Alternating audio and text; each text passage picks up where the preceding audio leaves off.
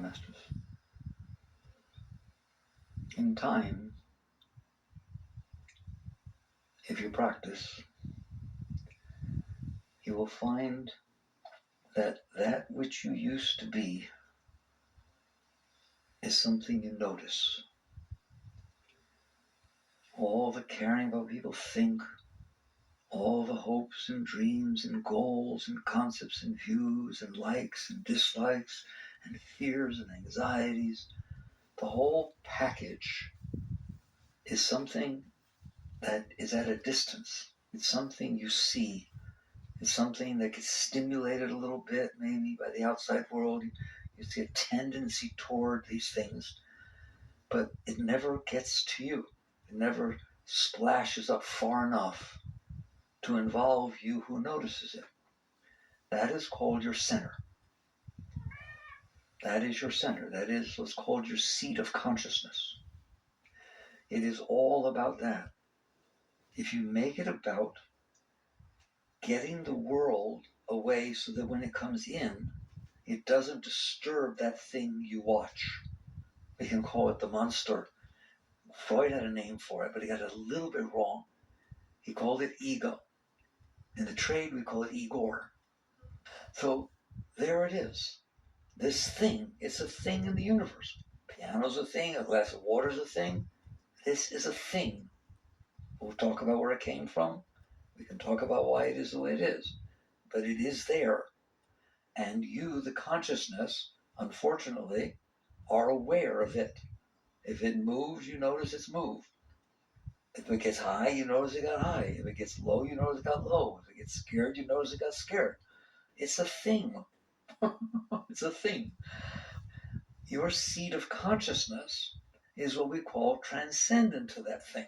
That's a very big word. Who knows that anybody understands what it means? When you reach that state, you will understand. What does it mean to be transcendent to that thing? I am transcendent to the piano. I can look at the piano, but the piano has nothing to do with me. If I want to not look at the piano, I don't look at the piano. The piano is not part of me. I can play it. I can make nice music. You can tell me how good a piano player I am, but the piano has nothing to do with me. That thing's out there. I'm in here.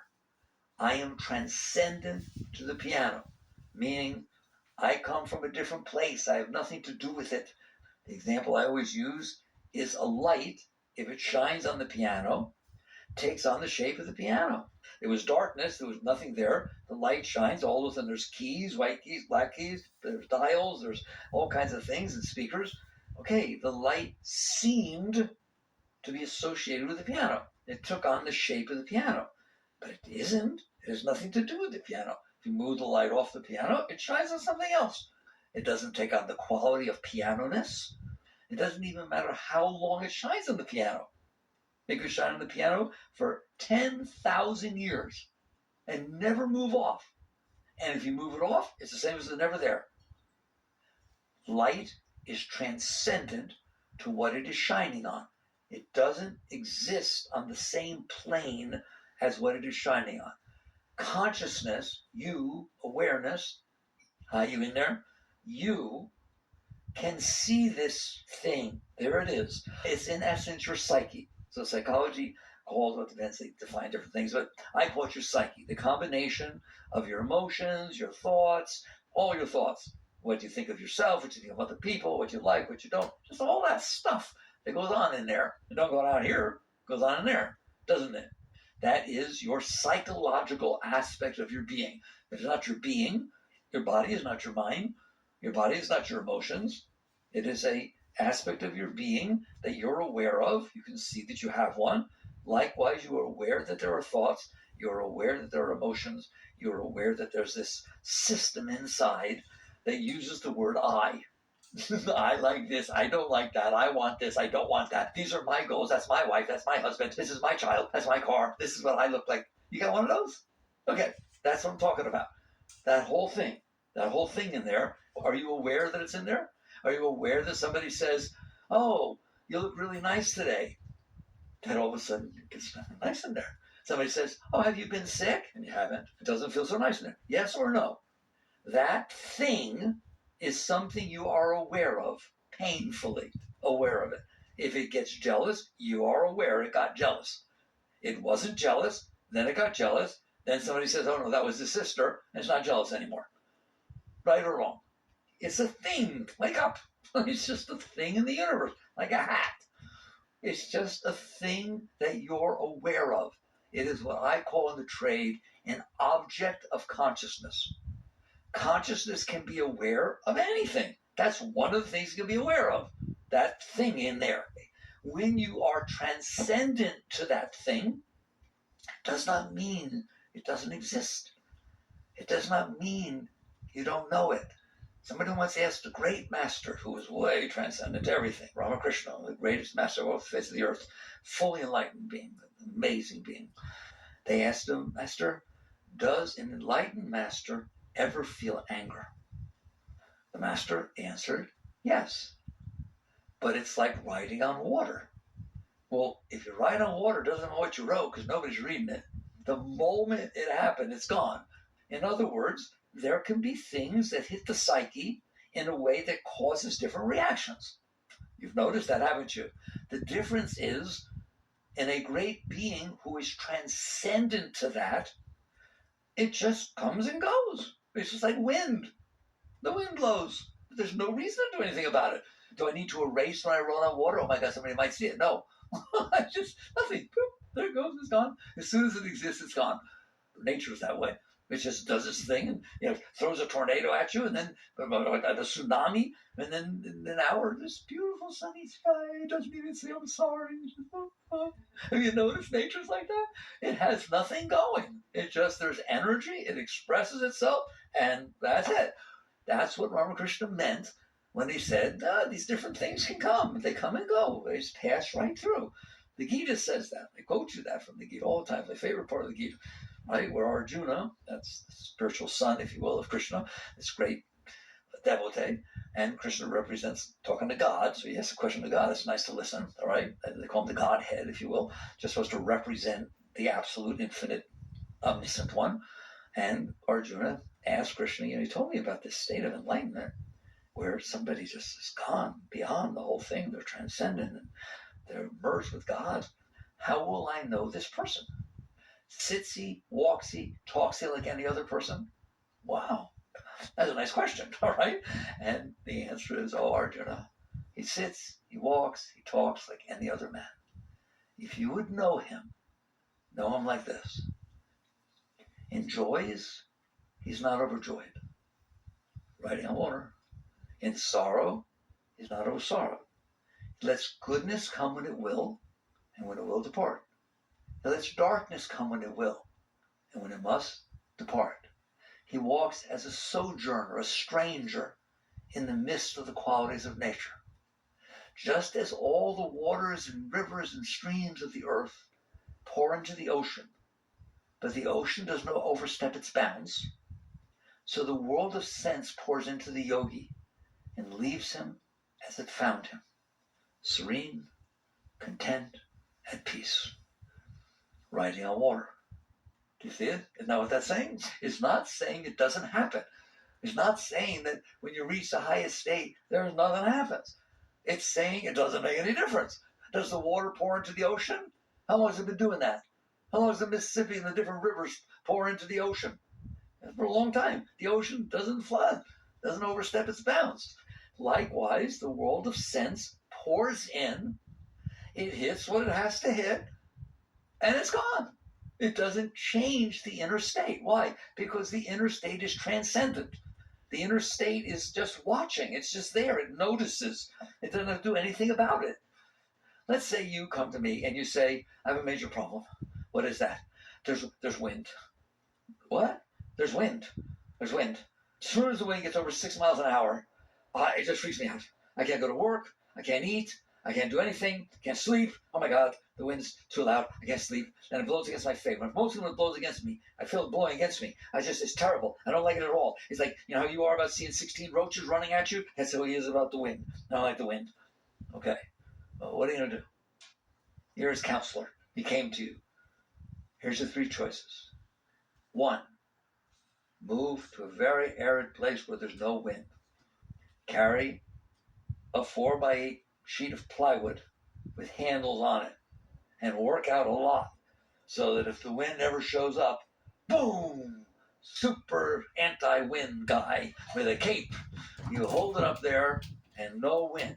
Is that what you're going to tell the guy to do? That's a lot of work. You got to be scared all the time the wind will come. You got to protect yourself from it. You got to move somewhere where there's supposed to be no wind. And it's like, that's not a good idea, is it? That didn't solve anything. It avoided it. And it's very important. I spend a moment. That's not a solution. It just creates more problems. You're still having a problem with the wind, but now you're having a problem moving somewhere, and you're having a problem holding up a 4x8 sheet of plywood. It has multiplied your problems. Okay? So the example I always use to get that in, not that you need it, is you're eating food that's making you sick. It's just every time you eat it makes you sick. So you go to a doctor. He says, I own stock in Pepto-Bismol. Take a bunch of it. Well, that's not solving anything. That's putting something on top of the symptom that I'm having. I'll have to take that Pepto-Bismol forever if I keep eating the food. So that's not the solution. Well, likewise, it is not the solution to attempt to avoid the wind because you can't handle it. So now we go to a slightly deeper therapist, and the therapist says, let's talk about this. What was your relationship with your mother and your father? Did they used to blow on you a little bit in your ear? Why are you reacting that way? Why do you do that? That could be a lot of work. Who the heck knows why the heck you got this psychological mumbo jumbo about the wind? Most people don't have it. They're okay to handle some wind. Well, you can do that. At least that's working deeper inside than just trying to avoid the wind. There's the possibility that someday you'll go deep enough into the psyche, which is a pretty dark place, by the way, and pretty complex. There's a lot of things that happen that could have caused the wind to be the way you are. And it could have been as simple as, it builds on, this is so important. I've always wanted to talk at this level with those three things. First, you see that attempting to avoid the wind so it doesn't bother you is a losing game. By the way, it is by definition now bothering you all the time. It's running your life. The avoidance of it is running your life. That's what every single human being does with their whole life, is try to manipulate and control what's happening to them so it doesn't bother them, or so it feels good to them. That's the exact same thing we just talked about, right? So that's the outer solution, all right? You're busy. Aren't you busy with that? It never goes away. You're busy trying to get things the way you want so it doesn't bother your psyche. Busy trying to not have things you don't want so it doesn't bother your psyche. All I have to do is go boo. And if you don't like that, because you get scared of Halloween and you don't want people who say boo to you, you're never going to see me again. You're never coming back out here again. Whatever bothers your psyche, you're out of here. Whatever feels good to your psyche, you're into there. And this whole thing, people come in all the time. But what about my goals? Shouldn't I be working with goals? Why don't you take a look where your goals are coming from? Because I guarantee it's your psyche. What do I think will make me happy later? Who do you think you're asking that question of? Your psyche. You're sitting there saying, 10 years from now, you're going to be somewheres. Try to feel what it'll feel like. Do you like it? Does it feel good? It's like trying on clothes. You're trying on an imaginary environment 10, 20, 30 years from now and trying to see what it will feel like to the psyche. And if it says, I don't feel good. Yeah, I don't want to do that. I don't want to go there. I don't want to go to school. It'd be too hard. I don't want to go there. And if it feels good, exciting, and oh yeah, it turns me on, you want to do it. That's ridiculous. All right. So first you have the outside world of trying to control it to appease your psyche. That's what you're doing. You're appeasing your psyche. Second is at least you're working with your psyche. You're working to find out why it behaves like that. Why are you having trouble with the wind? People don't always have trouble with the wind. Not everybody has trouble with the wind. But I'm telling you, that psyche is a very complicated place. I don't know you want to go in there. You understand that? Why, it could happen, and I'm playing with past lives. You don't have to believe in them or anything, but, just make believe that some past life you were, a lighthouse keeper. And you stepped outside because your beloved finally came up to tell you they love you, and a big wind came by and blew her off. That'll leave us some scars. That'll go with some scars. So, yeah, you don't like the wind very much, but you don't know that. You don't remember your past lives, nothing going on. And now you're sitting there minding your own business, going about your business, and all of a sudden you're in this relationship, and you're about to have a kiss, the first kiss, and the wind blows, and your wig comes off. And all of a sudden, you now are compounding on top of the compounding, on top of the compounding. You start to become neurotic about the wind. How are you going to work that through? There's a lot of stuff. So when Freud sits there and said, and your mother? What was it like with your mother? He understands. It goes all the way back. Okay. So basically, you can do that, and part of your path will be doing that to try to help this poor little psyche. Does the psyche have some issues? Now that I've defined psyche for you, is it a little sensitive? Does it get hurt? Does it say hello when you go, hey, Sally? And she doesn't even turn around. How you doing? I call it getting weird. Does it get weird in there? That's not you. You're not getting weird. You're noticing that the psyche got weird. My heart is hurting me. Oh my God, I started to get so scared. Whose heart? I love that the way you use your language is the truth. If you say, my heart is hurting me, my is a possessive pronoun. Whose heart is it? The one who's looking at it. You're not the hurting heart. You're the one who's noticing. When did you first notice that your heart started hurting? You may answer me. Was it hurting before that? No. What was it like before? You're just sitting there describing what's it look like in there. God, you're so high you don't even know it. That's a very high state. It's called witness consciousness. Trouble is you don't stay there. When your heart hurts you get sucked into it.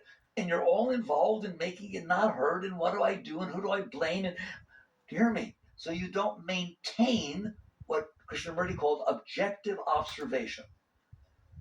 You understand that word now? It's called transcendence.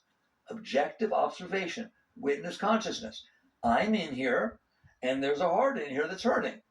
I'm in here, and there's these desires and these fears causing hurricanes and tornadoes and pretty crazy in there, isn't it? It just goes over the tiniest little thing. If I go, hey, Sally, and she turns around and goes, yeah, oh, I'm not sure. It was better than no answer at all, but I'm not sure was good enough. And for the rest of the day, you're all weird. Do you hear me? So you can go in there and try to fix the thing, but will you see how screwed up it is? I mean, let's not just talk about these major things. Look at all the tiny little things that get you upset. Do you get upset if the driver in front of you is driving 20 miles an hour below the speed limit and you're in a rush? It just starts getting weird in there. You start talking to the driver. Come on, there's a speed limit sign. Don't you see the sign? It's 20 to 20. Oh, come on, man. In other words, this psyche gets upset. Not murderous, not road rage. Okay, I'm not saying that. I'm telling you, I want you to get to the state that if it changes at all, you notice. You were driving down the street, you were doing fine, you were thinking about where you're going or something, whatever, playing music, and then all of a sudden you get behind this person and you can't pass them, and they're going that slow, and I'm telling you, you're not enjoying the music anymore. That's not the same as what the Gita said. So the world of sense pours into the yogi and leaves him as it found him, serene, content, at peace. You wish. Do you see what I'm making you look at this time? It means nothing happened because somebody was driving 20 miles over the speed limit. There's nothing you can do about it. What about you have to go somewheres and it starts raining? Ever have a problem with that? Anything inside ever get disappointed?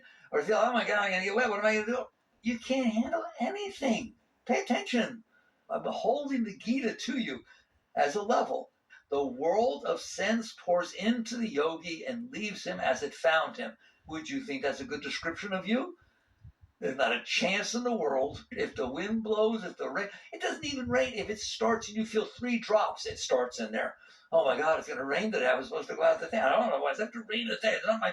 What the heck is that? That is not the world comes in and everything stays the same. It didn't stay the same, did it?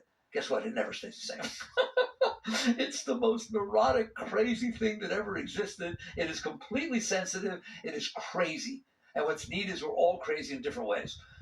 That which bothers you causes yours to get in a tizzy. She couldn't care less. And then, by the way, yours changes too. We're going to talk about how it got that way, but yours changes too.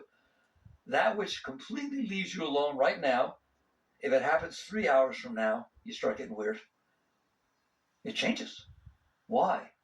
Well, you were minding your own business, sitting alone, enjoying a TV show or something, and your boyfriend or girlfriend or husband or wife is not home, but they're coming home, and you're fine, you're enjoying it. In fact, you like your time alone a little bit. It's like kind of alone time. And all of a sudden, on this soap opera that you're stupid enough to watch, some husband or wife starts cheating on somebody else. And it's all based on the fact that they were coming home late. And now all of a sudden it's 3 minutes late, and I'm telling you, your psyche is not doing the same thing as it would have done if you weren't watching that. Wow. It's embarrassing, isn't it? It's embarrassing. That's ridiculous. It's a TV show. It has nothing to do with anything, but it does. Anything that gets into that psyche programs it. It tends to make it react that way. Remember, I always tell you, Skinner, the behavioral psychologist, said, man is the sum of his learned experiences. It's not true. You are the consciousness that is aware of a psyche that is the sum of your learned experiences. And it is, isn't it? It is the sum of your learned experiences.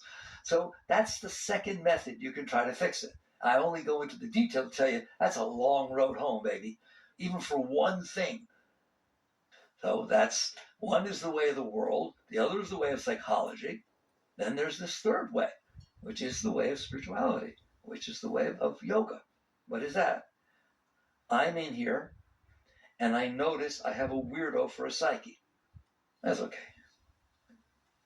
Wait a minute. What was the third way? I just told it to you. That's okay. What's okay? That I have a weirdo for a psyche. I'm also shorter than some people, taller than others. Sometimes our mustache isn't even, right? I wear glasses. Maybe I like them, maybe I don't. There's lots of things in this world, aren't there? There's one of them. This thing's weird. Okay? People say things that gets a little weird, right? So what? So sometimes the heart hurts. Seeing one, seeing them all. Ever seen a hurt heart? They don't last real long if you leave them alone. Ever see a mind give you a tizzy fit about something? Oh man, it comes and goes like clouds in the sky. That's your way out. People sometimes ask me, Mickey, why do you teach these classes? That's why I teach the classes. Because you went through college, maybe graduate school, you read all your books, and no one will tell you this. They got you either working with the world to get it the way you want, find a husband, have a child, you'll be okay, and prove yourself and get your name and lights and get a lot of money so you can do whatever you want. That's what they'll tell you, how to fix this mess. They ain't fixing squat. Or you get into the whole psychology of why is it that way and learn to cope with things and we can share and we can talk about them. That's wonderful. It's all fine. It ain't fixing it. You got a long road. Before that thing gets empty, it's got a lot of stuff in it. If it's true that everything that ever bothered you, everything that ever hurt you is still in there, and by the way, it is true, okay? You made a storehouse of your psyche of everything that ever bothered you, didn't you? If your sister got the bicycle when you were 6 and you wanted that color, you don't like bikes so much, nor do you like your sister. The stuff, isn't it? Worse yet, let's say you're not that far gone. It took your sister to say, hey, Sally, you want to go for a bike ride? We haven't done that for years. All of a sudden, you're not in such a good mood. Do you understand that's what happens? All of psychology is based upon the fact that that's what's going on. You have stored these things that bothered you because you didn't want to feel them. I don't want to feel it, so I suppress it. That's Freud's whole thing. I push it away, and so it stays inside. Then you make a storehouse. That's what your psyche's made out of. That's why your psyche's different than her psyche. Every single person, every moment is having a different experience. And if what happens is if they don't like the experience, it comes in and they push it away, that builds the psyche. That's what makes it be the way it is. If I have a stream, if every one of us has an equal stream of riverbed that's totally clean, just flows, there's no eddies, there's no currents, there's no waves, because there's nothing in that riverbed. It's as smooth as could be. We all have that. And each of us take rocks every time we have an experience. We stick them in our riverbed in accordance to where the experience happened and what it was and how big it was.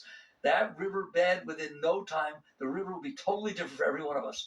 The currents will be different. The eddies will be different. The spray will be different. Everything. And every time I stick something else in there, it makes it behave different, doesn't it? Because the water has to flow around the rocks, the obstacles. Every single time something happened to you and you stored it inside, which is every single time, you store the things that bother you and the things that turn you on. You don't store the rest. You don't store the dotted lines that you drive by on the road.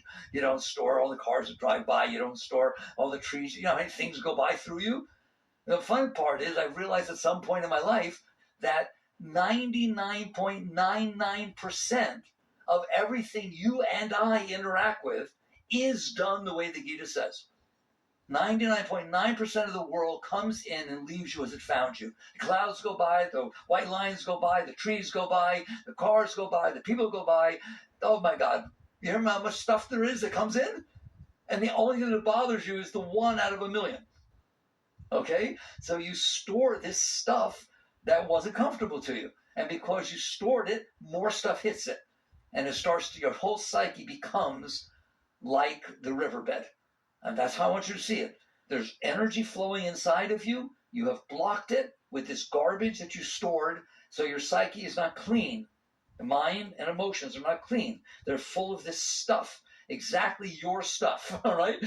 If you had an ex-boyfriend named Tim and he was a real schnook in high school, I'm telling you, you're sensitive when I say, Tim, go up there. Oh, where's Tim? So you have your own personal hell that you built inside yourself, and you built it inside the psyche. And I want you to see the psyche, mind, and emotions as a riverbed that the energy is supposed to flow up and feed you with love and shower you with love and grace and beauty and power and inspiration. That's what's supposed to be happening. Christ, man does not live by bread alone, but by every word that leaveth the mouth of the Father. What he's saying to you is right now, if somebody does exactly what you like and says what they like and just the way you want, you get some juice, don't you? That's bread alone. That the only time you're getting turned on is when you're being fed what you want. So man does not live by bread alone, but by every word that leaveth the mouth of the Father.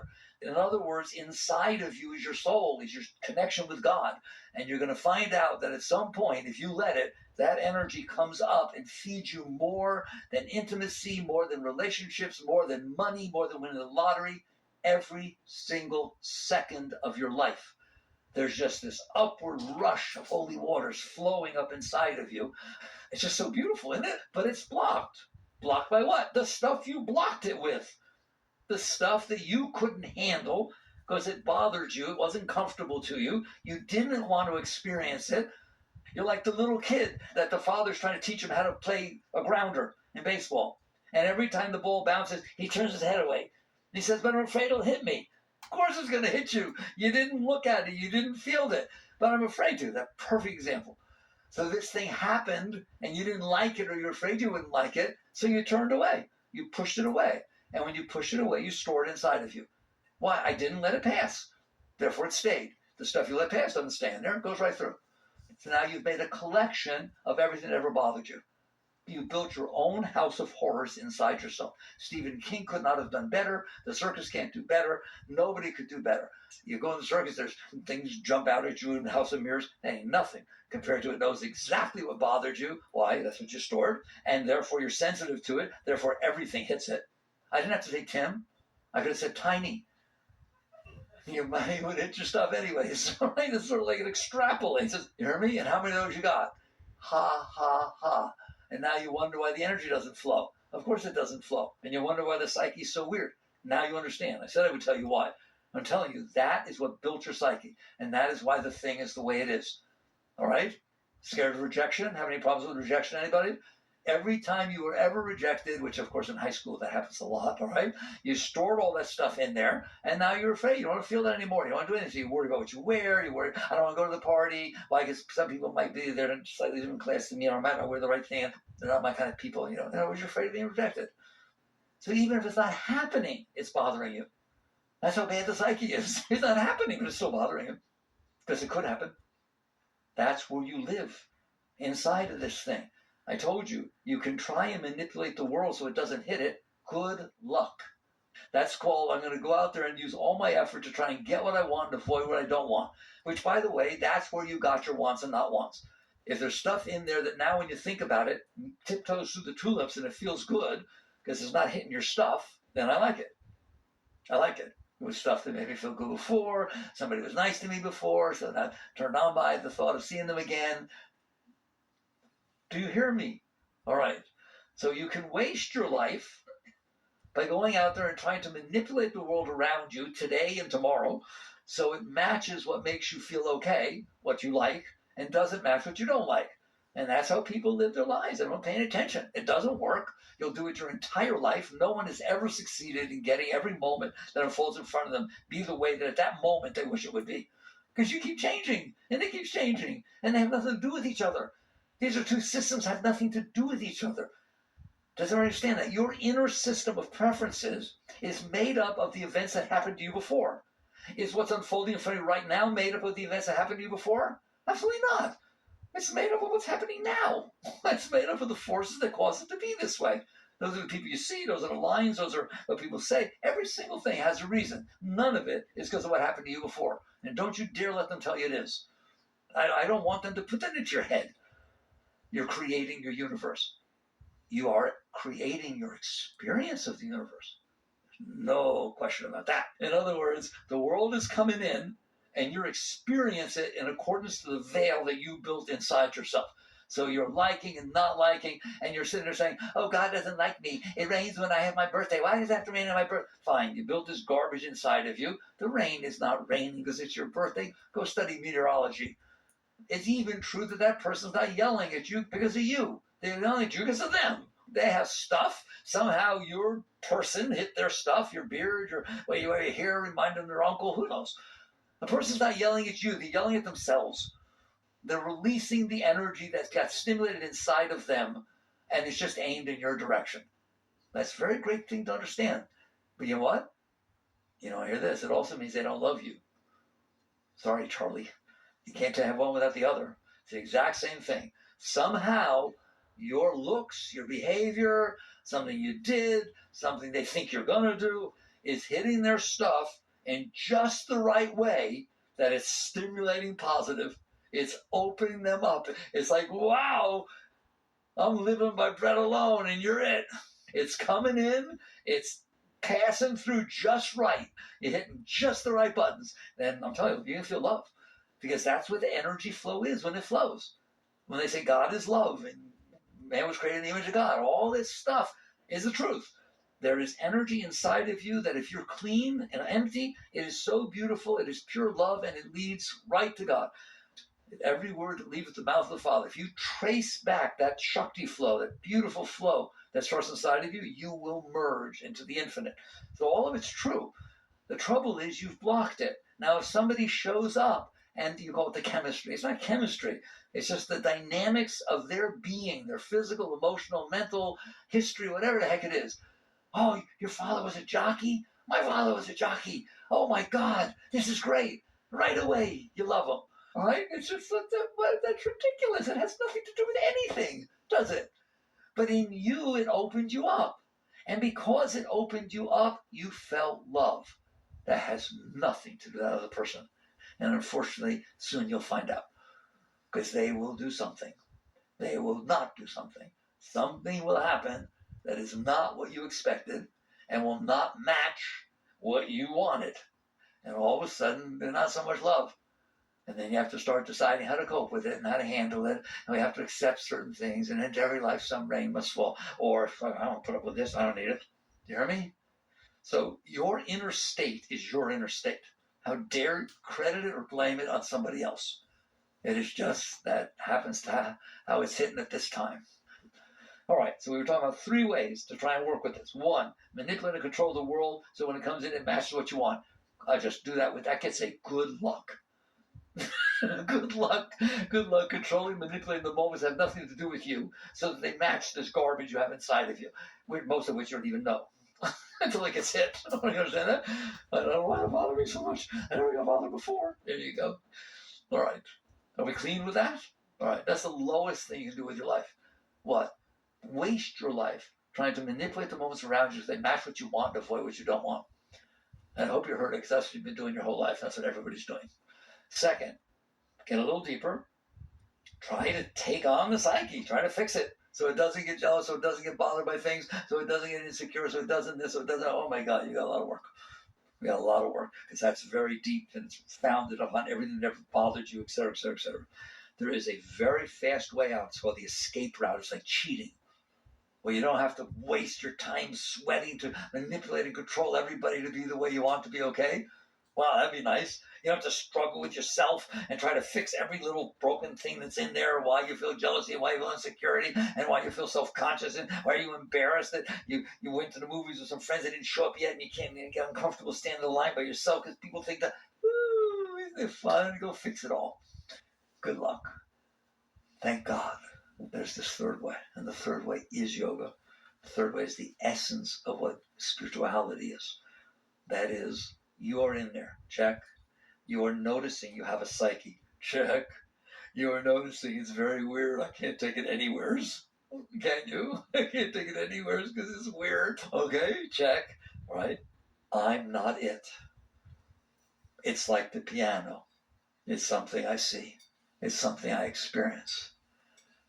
If I can be okay with that, if I can be comfortable with it's uncomfortable, I don't have to do anything. There's a word for that. Liberation. Now do you understand? In Sanskrit it's called Jivan Mukta. Jivan Mukta, the liberated soul. You are in there. You are the consciousness. You're you. That's not you. It uses the word I when it talks, but it ain't you, right? You can watch it say, I don't like this. I can't believe she did that. They told me they were going to be here. Now they're not there. I am not comfortable with it. That's not you. You're the one who notices it's doing that. That's where your work is. That's where spiritual work is. It's about, are you willing to work on yourself? Work on the most important investment you will ever invest in, which is you. Well, what does that mean? How do I work on myself? If you are okay with the psyche, then it doesn't bother you. Then you don't have to do anything. I was riding down the street and somebody yelled out on my bicycle, and somebody yelled out, get a horse. It's okay. That's that. Did you stop and fight him? Did you yell something back? I got one at home. It's a thoroughbred. Now, well, what are you doing? It bother you enough to react to it? That thing drives you crazy. Do you understand that? If somebody says one thing to you, you're not sleeping at night because that thing's bothering you. We're kind of sensitive, aren't we? Okay, very good. So what do? This is where your work is. These are the essence of everything I've been teaching you. Your work is to learn. I know you can't do it now, but you can learn. Look how hard you try to fight with the world to make it be the way you want. And then the next day, there's another moment. Every moment, there's a new moment. What are you doing? You're not gaining anything. You can't fight for every moment that's ever going to happen. You're just fighting to get one moment that feels okay. Whew, thank God. That's how few moments you get. So basically, you wake up and you say, can I learn to be okay? I know I'm not. I know that the word Tim bothers you. I'm not saying it doesn't. I know that your sister says, let's go for a bike ride. You get weird. I know that if it starts raining, you get weird. I know that the wind bothers you. I know. I accept that. I have compassion for that. Guess what? You can learn. You learn math. You learn calculus. You learn to play the piano. You didn't know how to start with, did you? You started with the scales. You need to learn to be okay with the different changes your psyche goes through. Why? So you can be free. So you can enjoy your life.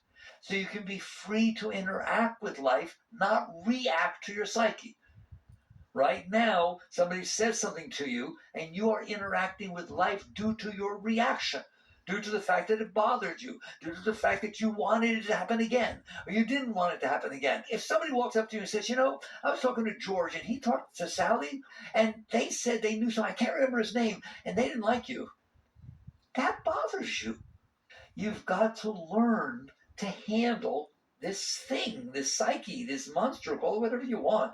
It is a monster. Why? Because it is made up of all the things that ever bothered you. That's what you stored in there. Of course it's a monster. So how do you do that? How would you like to learn to be liberated?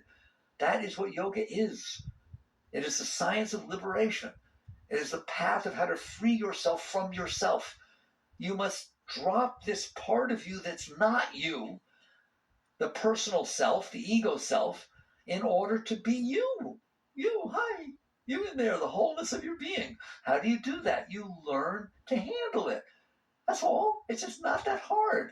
If you're watching TV and you're sucked into the TV so much that you don't feed the kids and you don't take care of the house, you don't do anything, what do you need to do? Not be so interested. You don't have to turn the TV off. Just be so interested.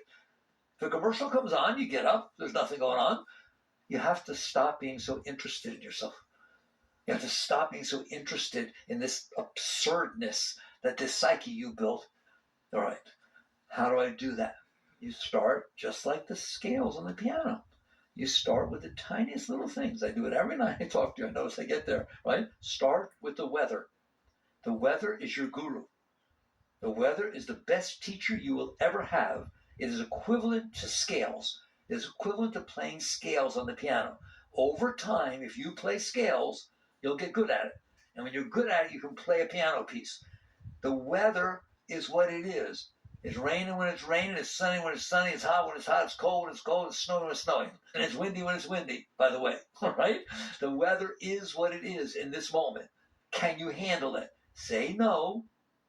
Come on, guys. Say no. What do you mean no? Oh, it's hot. I can't believe it's so hot. Must I stay in Florida? I don't know. It's always this hot. Is it 100? Oh, my God. It can't be 100. Anybody's mind ever do that? That means you can't handle it. I'm not saying you pull your hair out and freak out and start killing people. That's really not handling it. I'm telling you, if your psyche is reacting to the weather, you're not handling it. Oh my God, it's cold. I hate the cold. I feel uncomfortable and I gotta wear so many clothes. I don't like all that kind of stuff. Right? No, what are you doing? If you don't like the weather, you won't like your life. Why? Because weather's part of your life. So if there are days you don't like because it's hot, because it's cold, because it's rainy, because it's windy, you ruined your life. So I'm telling you that you can work with yourself to not be like that. That's more important than meditation. It's more important than any spiritual techniques. How do you work with yourself? These are the tools that are given to you, but people don't understand them. One is positive thinking.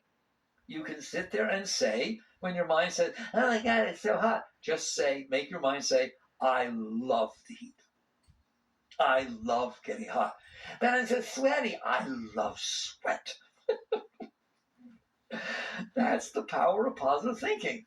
So instead of letting this habitual default, if you will, garbage come up inside of you and ruin your day and ruin your life, you have the right to make your mind say what you want. It's your mind. Right now, inside, I want you to make it say over and over again, I love 100 degrees. I love the heat. The hotter, the better. Go on. Is it doing it? Yes or no? Oh, you mean you have control of that thing. Why don't you use it? That's yoga. It's your mind. Why are you, by default, just relegating it to this garbage that's coming up inside that's ruining your life, complaining about everything? So start by practicing not complaining about the weather. But it is complaining. I don't fight with it. Don't ever fight with your mind. Because if you fight with your mind wins because you're fighting with it. But I like the heat. I don't. But who are you? I don't. You're in your mind. You're lost. Don't fight with your mind. Just relax and just neutralize it with positive thought. I love the heat. I like it. Little by little, light dispels darkness, as the master used to say. Little by little, if you're saying I like it, I like it. Which would you rather do? Like something or not like something? Well, you don't like something, you don't feel good. You like something, you feel good. So by definition, it's nicer to like something. And little by little, all your energy and all your consciousness will go toward that all by itself. Not right away. It takes time. Do you understand that? That's the power of you using your mind instead of letting your default garbage come up. Another technique is mantra. Your mind is repetitive. It's habitual. You know that songs get stuck in your head. Just start saying something. It can be a Hindu mantra, Om Namah Shivaya, Guru Om, or it can just be a simple. I used to say God, God, God. I don't want to get confusing. God, God, God. There, name of God. Which name do you use? God. I don't pick between them. So that was it. I just use a mantra. You don't have to do that. I was listening to a talk that we're going to publish soon that I gave, and it said, just say, I can handle this. I can handle this. That's a wonderful mantra. Can you imagine that I might start saying, oh, it's so hot. I can handle this. Oh, good. That's a fine mantra. Just get it going inside your head. Do it when you're driving the car, when you just get your mind habitually saying this thing over and over again. Now what's going to happen, you'll be walking down, it's 100 degrees out, 101, the mind's going, oh my God, 101, and you have a choice. Now behind you, it's saying, I can handle this, I can handle this, and you choose. That's higher than positive thinking. Positive thinking is attempting to negate what the mind is saying. This is saying, I'm not going to pay attention to what the mind is saying. I have a choice. Do I want to listen to, I can handle this, God, God, God, Om Namah Shivaya, I don't care, whichever one it is, or do I want to listen to the noise? Well, soon you're going to find out the mantra is a really nice thing to have in there. It's your best friend. It's like constantly saying, I can handle this, I can handle this, God, God, God. Do you get it? That's the power of a mantra. It's a very powerful thing to use. The difference is you're not trying to change the mind, you're shifting your awareness to a higher level of mind. Okay? And then there's the final technique, and then I'll stop. which is the one I have always used and works like a charm, but at first you won't be able to do it, but eventually you will, which is relax. What do you mean? It's hot. No, did you notice it said it's hot? Do you really want to hang out with that? No, relax. You in there that notices that it's hot, just relax. But it's still saying it's hot. It doesn't matter. If you don't engage in it, if you relax and lean away from where it's saying it's hot, you're actually leaning back into the seat of self and away from the psyche. The psyche is a thing. I told you that. Imagine if you could relax in the presence of what it said. It wouldn't pull you in. You have to engage. Relaxing is not engaging. If you totally relax, you're not engaging. The self can relax. You can relax and not engage. And what will happen is it will just pass by and it will actually cleanse what's in there. You don't have to find it. It'll come up by itself and you just lean back. And that's where the magic happens. Not mentally. You just lean away from the noise that the mind is making. And you're going to find out over time that not only does it not bother you anymore because you didn't get involved in it. You didn't engage in it. You relaxed your way through it. But you're going to find out that when you're leaning back, you're actually leaning back into the core of your being. And the core of your being is the most beautiful thing. Let's get that straight. The core of your being is, in Sanskrit, we say Satchitananda. Satchitananda, eternal conscious ecstasy. That is literally the core of your being. As you lean back into it, you start feeling that. You start feeling waves of joy, of love, of overwhelming beauty, and it starts pulling you into it. That's the entire spiritual path. That's called the ascent. It pulls you up into it. And the closer you get, the more joy there is. And it never stops. Never. Infinite joy, infinite love, infinite wisdom, infinite inspiration, infinite passion. That's all that's back there. Man was created in the image of God. That's what it's talking about. And you will find that out for yourself. But not if you're looking at this mess that you made. That was not created in the image of God. You did it. You made that thing, that psyche. So you lean away from it. You can use all those techniques. Ultimately, I want you to learn to relax. If you can only relax with the tiniest little thing, fine. You practiced. But then use the other ones. Little by little, eventually, all you will do is relax. You just, when the psyche moves, you relax. Now it's your guru, not the weather. The fact that it moved, I relax. Wow, that's like a teacher. And eventually you will be transcendent to it. There's nothing it can do that will pull you into it. And now you can live your life. Not now you went to a mountain somewhere in a cave. Now you're clear. You're centered. You're established in the seat of self. Now the world unfolds in front of you and you can actually see it instead of being blinded by your reaction to it. It's not personal. And then you start to serve it. You start to do what you can do to help. I always leave you off that way. You're actually now serving the moment in front of you instead of trying to get something or avoid the moment in front of you, which is what everybody else is doing. They're fighting with it. They're manipulating it. Not you. So you sit there and you look out at it and you're going to find out that you can help. There's something you can do. As the moment passes by, smile at it, give a little kiss on the head, help it, give a raise, whatever. You become a servant, serving the moments unfolding in front of you because you don't need anything from them because you're being fed inside. That's the great state.